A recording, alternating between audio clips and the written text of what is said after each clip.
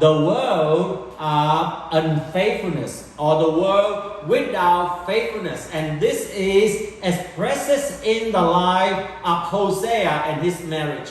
That God asked him to marry an adulterous wife, a wife that walked away from the family. And in this world today, it also reflects the unfaithfulness that had already happened. There is no faithfulness. And that is the first charges that God charged again all of us today. And according to the statistics, like we know, around 23% of men and about 12% of women reportedly have extramarital relationship in 2018. And now by 2024, we see that that number increased a little bit, especially among the women. Among the men, it's still about 23% of men. But the women from 12% and now increased to 19% of those who are not married admitting to cheat in their relationship. So we are living in this world. But recently, we thank God, there is something happened in the atmosphere. And I'm going to go back to that one at the end.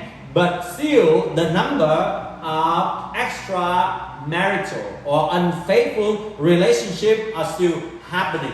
Unfaithful to one another.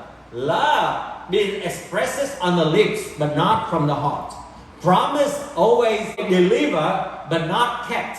And many people make the vows, but then the vows easily broken.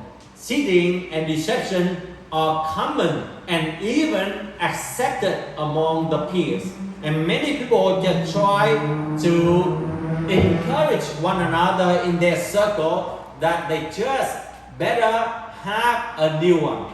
Okay, so because of that, broken relationship take place, home violence, marriage being destroyed, fatherless generation is one of the evidence of our world today due to unfaithfulness.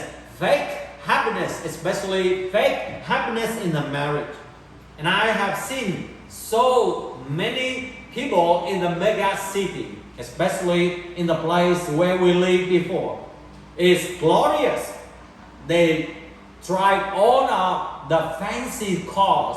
They live in the villa house and in very luxurious area.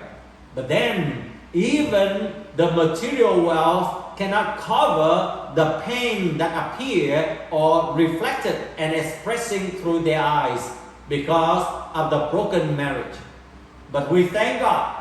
Our God is a faithful God. And by His love, many of the relationship has been restored when they dedicate their life back into God. And as I share with you about the image of the triangle, this is not the triangle affair, but it is a triangle relationship with God between husband, wife, and God. And the closer that the wife and the husband come near to God, the closer they are being together. It doesn't mean that they don't have conflicts. It doesn't mean that they don't have quarrel. It doesn't mean that the husband and the wife doesn't slam the door sometimes. It doesn't mean that they don't have the headache. It doesn't mean that they don't have cold war. They do have.